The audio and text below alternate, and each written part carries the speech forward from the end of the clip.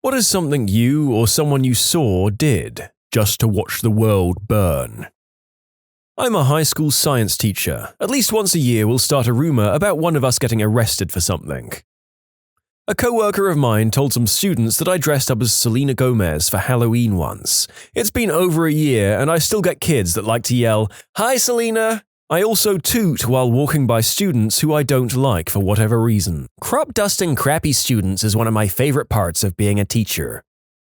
For a while, I had a townhouse where I had a bathroom window that overlooked the parking lot. Sometimes I would sit there with my key fob and hit the lock button so that the horn on my car would honk right when people walked by, just to watch them jump.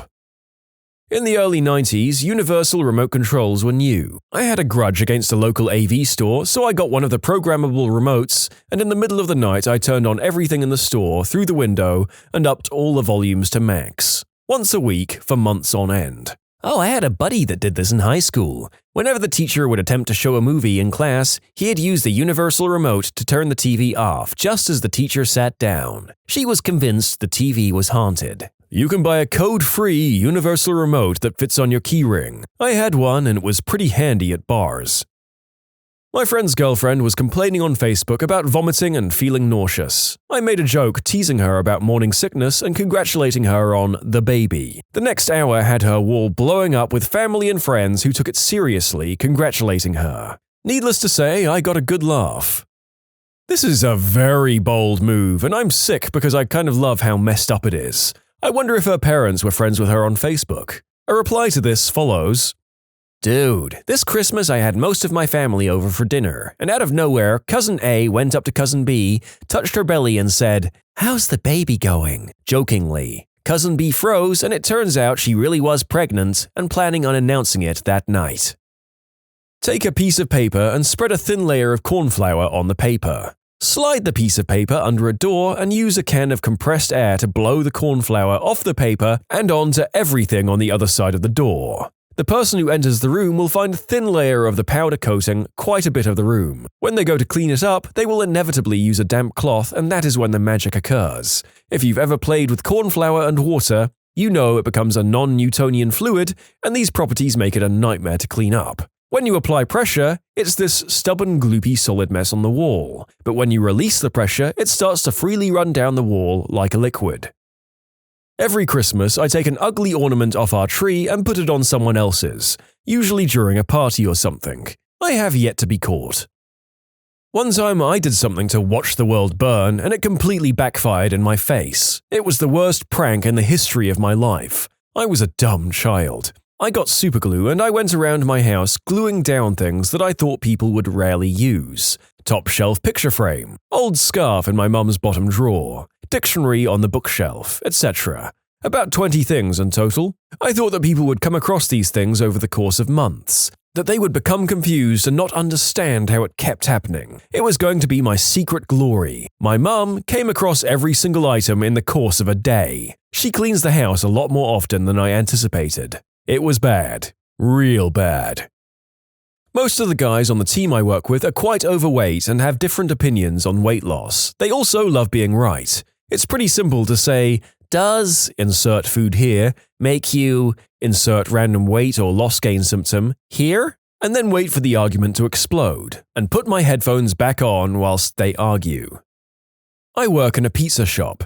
Every time someone orders 10 wings, I always put in 11, just hoping that whoever ordered those wings plans on splitting them evenly. And I've just started a war within the household over who gets that last wing. If I ordered chicken wings and got an extra one free, I would just think the guy who made them was being nice for no reason other than that he's a nice guy.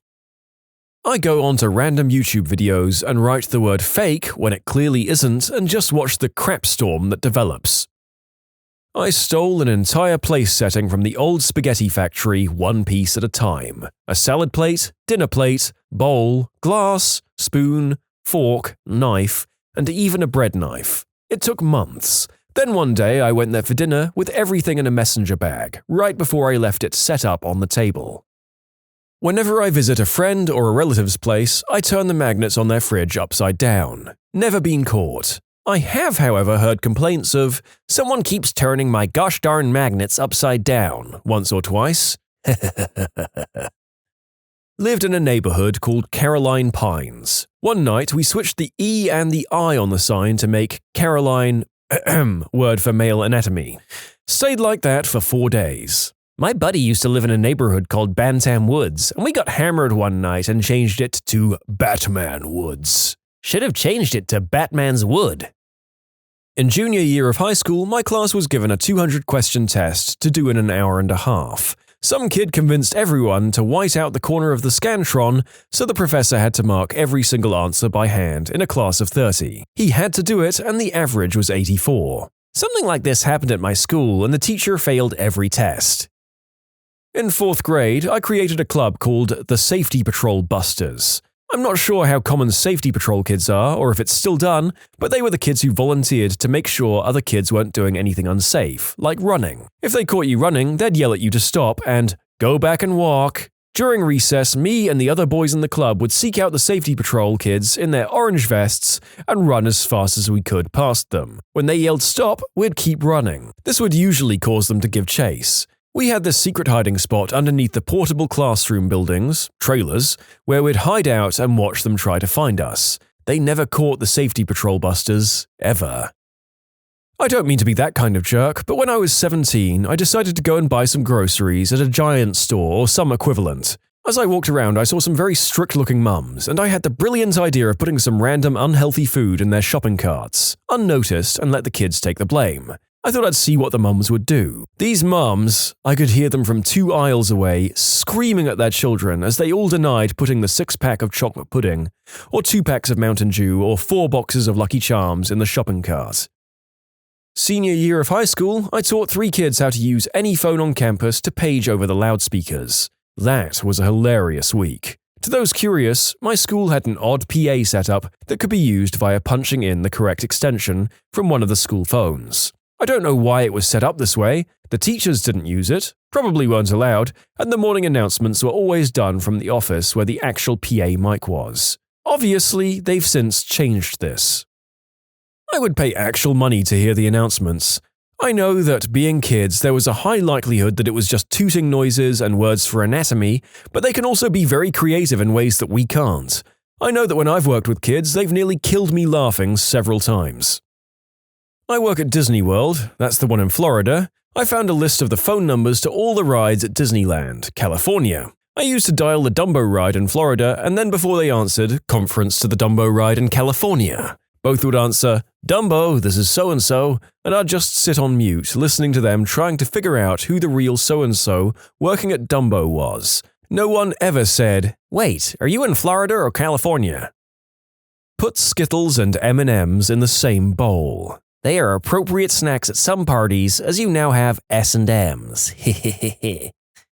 My daughter has amazing hand-eye coordination and can throw with scary accuracy. We're a family that loses our crap when people in movie theaters talk or text or make noise. Some guy a few rows ahead kept pulling out his phone to check Facebook during the movie. I dared my daughter to throw a milk dud at his phone, and she hit it each time he pulled it out. Finally, he stopped. Then he put his feet up on the seat ahead of him where another person was sitting, so she started pelting his foot. Eventually, he sat like a perfect gentleman with nary a movement or phone check. This doesn't sound like watching the world burn, but rather keeping the world from burning. Good story, though. I jaywalked yesterday while a parking cop watched. I made eye contact. I built a dummy when I was 10 or so. My friends and I would stand in the front yard with it, wait until a car came by, and then beat the crap out of it. We'd tear his head off or put him in a hangman's noose and throw him in the street. He was about our size too, so people usually thought we were beating up another kid. They'd slam on the brakes or get out of the car to chew us out. One time we attached his hands to the second-story windowsill so it looked like he was hanging on for dear life, and some lady called 911. That was the end of that. We had an empty block of land next door to our house when I was a teenager, with a tall fence across the front. I used to drag our trampoline over to the fence, climb onto the neighbor's adjoining brick fence and wait for someone to walk past before yelling, "Swan dive!" and doing one onto the trampoline. From their perspective, it looked like I was doing a belly flop onto solid ground, and I never failed to get a reaction. In middle school, we would have a bathroom break right after lunch every day. When we went to do our business, a kid in my class started laughing maniacally while peeing in one of the urinals and proceeded to aim his pee into the corner of the bathroom. He kept laughing as his pee covered the floor, and for some freaking reason, 3 other kids started doing the same thing. By the time they were done, there was a pool covering about a third of the floor space. That would have been bad enough, but then 4 of them started to jump around and splash people. Fricking kids. You can submit your own stories to be featured here on the channel. The story submission link is in the description below. And if you want to listen to some vibey music in the background, check out easymode, also linked below, and subscribe. I worked as a camp counselor for a long time, and when I was supervising a big area alone, I'd bring all of my water guns. I hate participating in water fights, but I love watching them. My favorite thing to do is to give a water gun to one kid and encourage them to be as obnoxious as possible, watching while everyone else in the area grows to slowly hate them. Then I'll start passing them out to the other obnoxious kids and build my own little squad of terror. But the real fun comes when I engineer their demise by slowly arming a resistance against them. Brother begins turning on brother, and I watch like Caligula atop my tall rock, dry and sipping bug juice. The goal is to have a full-on war breakout by the time someone else is supposed to take over for me.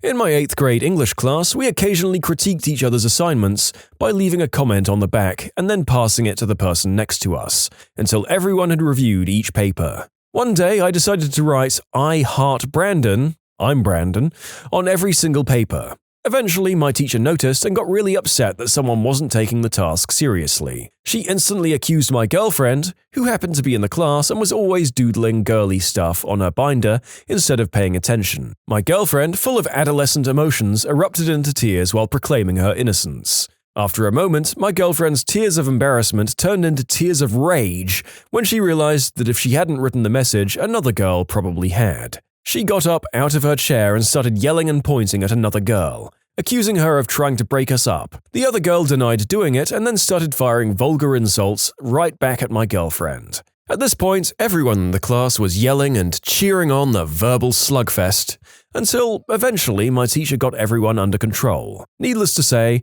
I could have stopped the ordeal at any moment. I still smile just thinking about it. I worked as a wilderness guide this summer. Among my duties was packing food for the kids, ages 14 through 18, whom I would bring into the wilderness for 5 to 10 days. Every meal, chewy granola bars were involved. I would always pack 11, for 12 kids, of the same flavor, usually s'mores, and then one wild card. The kids would get so sick of the s'mores by day 2 or 3, and it was the funniest thing in the world to watch them fight over the special flavor. Real Lord of the Flies stuff. There are 2 break rooms on my floor at work, and each of them has a few cupboards full of dishes and coffee cups. Each break room pretty much is the same distance from my cubicle. Each day I make a cup of tea in one break room, and when done, I put it in the other's dishwasher. I roped in a coworker who sits next to me to do this as well. It was only a matter of a few weeks before people were complaining about how one break room had way too many coffee cups, and the other one always had none. Near the end of the school year, I found a stash of permanent markers in the staff room of the elementary school in which I taught. This school required all students to remove outdoor footwear and place them on shelves near the exits. On the last day of school, I put a gift marker in each shoe. After school, I relaxed on the playground and watched. At any instant, I could see all of the stages of the prank play out. The surprised discovery, the opening and testing of the pen, the tentative line drawn down the stair rail, and the expanding cloud of graffiti spreading out from each doorway. I have 2 really crappy roommates. They won't clean, they use my crap all the time, play music and video games really loud until 4 AM sometimes. Anyway, I like to mess with them a lot by doing little things to annoy them. For instance, one of them is really short and I'm 6'4", so sometimes I put stuff that he uses a lot on really high shelves or places where he can't see them. One of them is constantly playing my Xbox on my TV, even when I want to play, so one time before I went out of town for the weekend, I put clear tape over the CD drive so it wouldn't open, and it actually just looked really like the Xbox broke. So that was fun. When I came back, it magically worked perfectly. Just little things to annoy them until I can get the frick out of there. I had a big tub full of jelly beans when I was a kid, and my cousin dumped in a bag of those Harry Potter ones with flavors like grass and booger. There weren't a lot of them, but there were enough that every once in a while you would unexpectedly gag. I don't know if any of our listeners are old enough to remember these, but the Bertie Bott's every flavor beans were absolutely disgusting. If you did this in a communal bowl of jelly beans rather than one's relatives, you would raise hell. I hold the doors open for people who are more than 7 feet away just to watch them do that stupid half jog. I really enjoy it when they thank me through gritted teeth and labored breath. I love when people do this. I intentionally walk slower just to be that guy. I've had people give up and just let go of the door and walk away. This doesn't work for me. I love making situations awkward, so I will stand there with an awkward smile on my face. I might even do an awkward half wave and call you Jeff. One day, while living in a house with 4 other roommates, a hat blew into our yard and landed on the back step, which was the main entrance. It was upright on the bottom step, like someone had placed it there. All of us thought it was weird and moved on with our lives. That same week, I went to the thrift store and bought all the weirdest cheap hats I could find. Each Tuesday, I would place an increasingly weirder hat on the back porch on my way to class. Our landlord's conspiracy theories ranged from the Mad Hatter to homeless people to one of our friends leaving the hats. I kept this up until we had a collection of 30-plus hats in our closet. They didn't believe that it was me when I told them. Fake items boxes or bananas on the ramp for the shortcut in Koopa Troopa Beach. That is just messed up. Singapore is a weird place. It's an especially weird place for an American teen. An even weirder time when our classmate was arrested at our school and was caned. Well, Singaporeans tend to be reserved and not very outgoing. We Americans were generally more outgoing, and sometimes we used to make Singaporeans uncomfortable. For example, the bus stop was about half a mile from my house. On the way, we'd walked by a big house with a few guards. My friend was with me and told me the Prime Minister lived there. Again, really small country. So we walked up to the guards and started to shake their hands and just started talking to them. They were so flustered and confused, because no one has ever done that. We weren't threatening anyone, it was just us two and we were really friendly. It was the middle of the day and we were just 16 and posed no threat. It's a normal neighborhood after all, and we had backpacks on and school uniforms. After about 3 minutes, they were extremely nervous, because they weren't trained for this. Seeing a trained guard meant to handle threats, not having any idea what to do with people being friendly to him, was unbelievably hilarious to us. We had our fun and we left. I invited both the conservatives and the liberal groups at my university to the same pub during the 2012 US presidential elections. Fisticuffs were had. When I worked at the school cafeteria, I learned my fellow college students treated cafe workers like crap. So since it was my job to keep the salad bar stocked, I never ever put the low-fat options out. It's like the dumbest act of passive aggression I ever did, but I really hoped some of those buttholes got big. I used to white out the page numbers in my school textbooks, usually in large groups of 20 or 30 pages. I always choose the middle urinal. My friend has a wife that has a bit of a jealous streak. One day, while I was hanging out at his place, we were arguing about something and he made a pretty personal insult. So I turned to his wife and say, "Hey, did he ever tell you about Rebecca?" He shot up off the couch with a look on his face that I can only describe as a combination of fear, anger, and a desire to murder me and started yelling, "He's a fricking liar! Don't believe a word he says!" The guy was being a royal prick to me and everyone around him, just a loud D-bag. It was at a local resale store and I was holding this old 90s VHS video recorder, and when he saw it, he went apecrap over wanting it so bad. He even tried to take it out of my hands at one point, which almost got his butt kicked 6 ways to Sunday. Well, I didn't even really want it, but I paid $20 for it. This guy wanted it so badly he followed me outside and offered something like $40 for it, and that I would be stupid not to take it. I didn't say a gosh darn word. I stared his butt down for about 5 seconds before walking to the dumpster by the side of the building. Just with all of my force and all of my might, I spiked that fricking VHS down into the empty metal dumpster. It hit with such force, lots of little plastic and metal bits came flying up, and that recorder was effed. The look on his face made it so worth it. I started laughing hysterically all the way to my car, and as I was driving away, he was still just open-mouthed and staring at me. I lost my voice the next day from laughing for so long and so hard. The KLF, an extremely successful British acid house duo, ended up with about £1 million on their hands. What did they do? They took it to an island off Scotland and burned it. I think the most normal thing one can do to ensure the world burns is deny climate change. In high school, we went around late at night during an election and swapped people's lawn signs with one from the other party.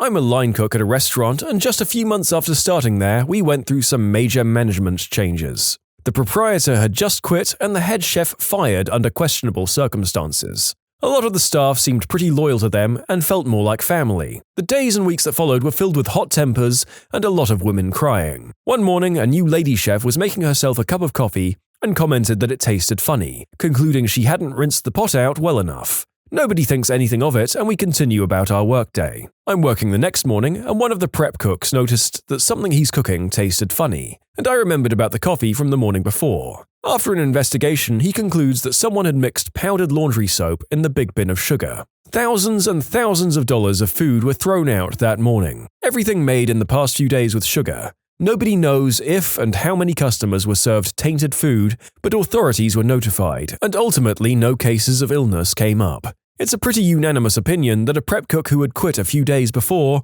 was the culprit, but to my knowledge, no charges have been filed. When you subscribe, make sure to hit the bell to turn on notifications. Put the playlist on in the background to finish listening to all the stories, or if you want some vibey music to put on in the background, check out easymode. If you like Am I the Genius, give Am I the Jerk a shot. Everything linked in the description.